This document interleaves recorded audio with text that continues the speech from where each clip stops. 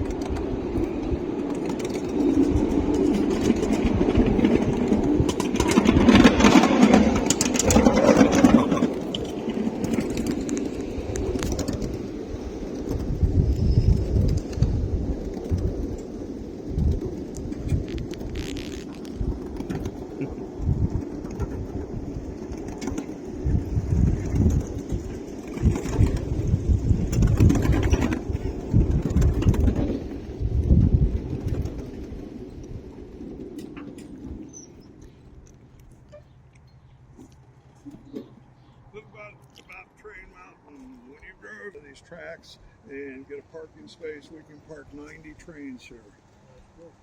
In June of this, last June, a couple months ago now, we had a train meeting where we had 5.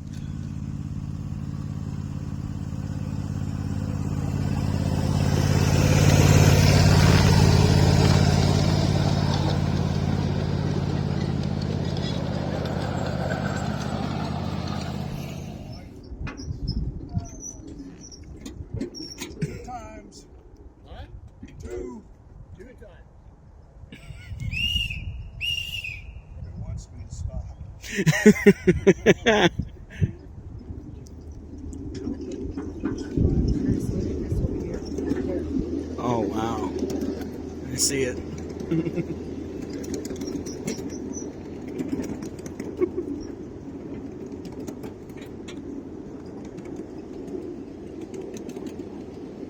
Here we go.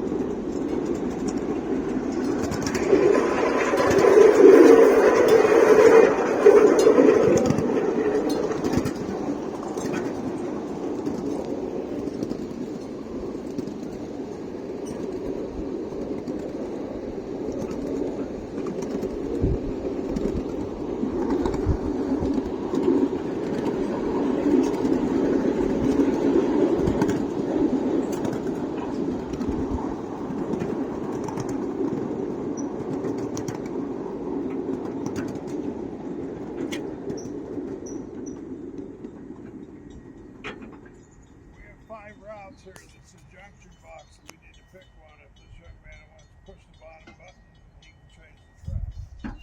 One that says KW on the bottom. Okay, do those lights go red? Up in front of us. Okay, when it goes green, that means that you've done the switching. Put speed up on board there. Okay, that's a neutral seat.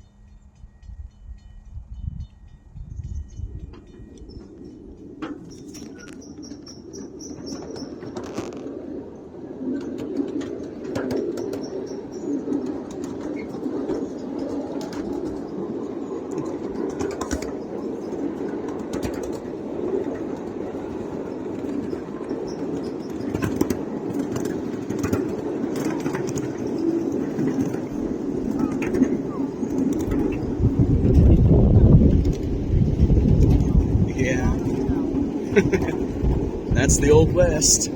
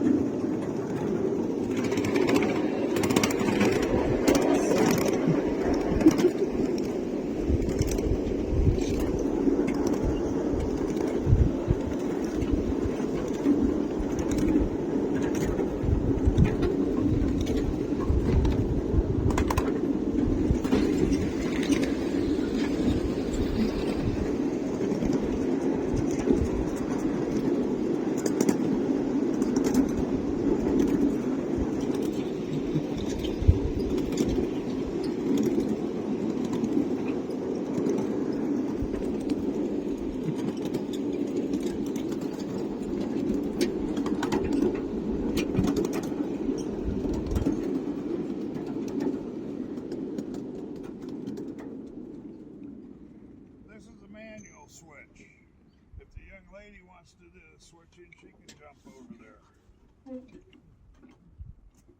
Lift the lever. You can get off. Push it over to the other slot. And watch your fingers. Okay, I just saw she's done a mechanical switch now. He's done a remote, she's done a mechanical. We're going to stop right here so we don't have to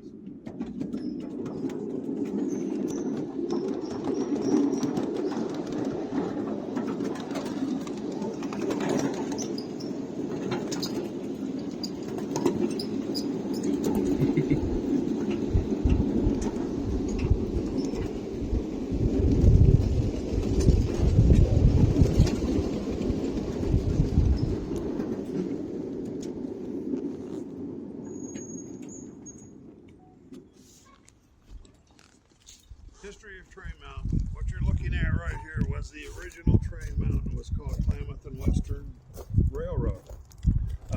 In the 70s, an individual bought 200 acres here. The brown building on the other side of the parking lot was his residence. He built this facility. That's a diner that's open on the weekends, the caboose, and the picnic facility. He laid 2 miles of track. On Saturdays, during the summer, families can come down, enjoy the diner and the facility. The kids can take a short 18-minute ride on the train. None of this existed on the other side of the fence except for the 2 miles of track. He was befriended by a wealthy attorney in the 80s. His name was Quentin Breen. Quentin made a fortune. He befriended this original guy, and he bought the other 2,000 acres. He laid 30 miles of track. It was his private train. Up on the platform at our office, you saw the black trains on the that came out of Walt Disney's backyard. Walt Disney was a little train nut too, I guess. My house is a mile from Disneyland. I grew up there. I didn't know he was in the little trains, but that's how we got those. Anyway, Quentin operated it as his private train. He did turn it into a private club. He financed it. He was the boss. He ran everything. Members could come down, do the work, and ride their trains. Quentin died in 2008. There was a substantial IRS lien on the property, and they negotiated a settlement with the IRS. Number one on the list was they had to start keeping records. Form a 501c3 nonprofit corporation. They were designated as a museum. Museums are mandated to do two things: be open to the public and educate. 2009, Train Mountain Railroad opened up to the public, and we run daily, weather permitting. And it's well, like I say, I'm glad that they did open it up. We don't run on Saturdays when they're running. We own all the property, but we allow them to run their trains on our track on Saturdays, and then we won't run the trains that day, just because of the tradition. 2 Saturdays before Halloween every year, this is Ghosts and Goblins. Kids can come down, get on the train, go down. I'll show you when we get down there, but we have a hill we cover with pumpkins. So they can get off the train down there, play in the pumpkin patch, and get a pumpkin. That's been a tradition since my kids were little, and now their kids are doing it. Any questions? No, where do they keep their trains? In those buildings there? The trains for this side, are they intermixed with yours, or they keep them stored somewhere else? We own all the trains. Oh, you do? Okay. Yeah. And you said when they run theirs, you don't run yours, so I thought they had a separate set of trains. We own all the hardware. They are a club. So they have their own manager. We have committees that try to get along with each other, but it doesn't work. You had a question? Yeah. Do you also do like holiday express, like Christmas? Yeah. They did for many, many years. And you're looking at a youngster out here. I'm 80. So after, I think 2 years ago, we had a big blizzard. It was all snow. People were falling down, and the liability issue and the volunteers getting injured, they had to discontinue it. if we can get younger people out here and the weather cooperates, people would love to do it. People still ask me if we do that one, but that didn't come down here. They got on the train up there, did a circle, and they went into all flags, and they had Santa Claus. And I certainly wouldn't pass as a Santa Claus. Any questions? Okay. We built our own track. The white building over there is our track shop. And the rail material that you're looking at is from Switzerland. It's aluminum. The kind of material that actually looks like concrete is plastic, recycled. And this is what it'll last longer than the cedar that we're taking up. Up here you will see some cedar ties. Those were initially logged off of the property when they built the place.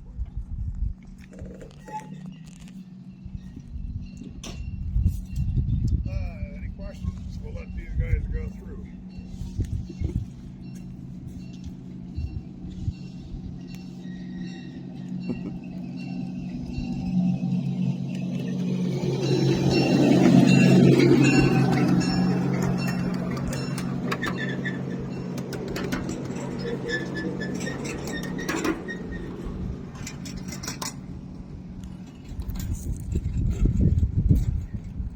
Give them a couple minutes to get out in front of us because people ask how fast we go.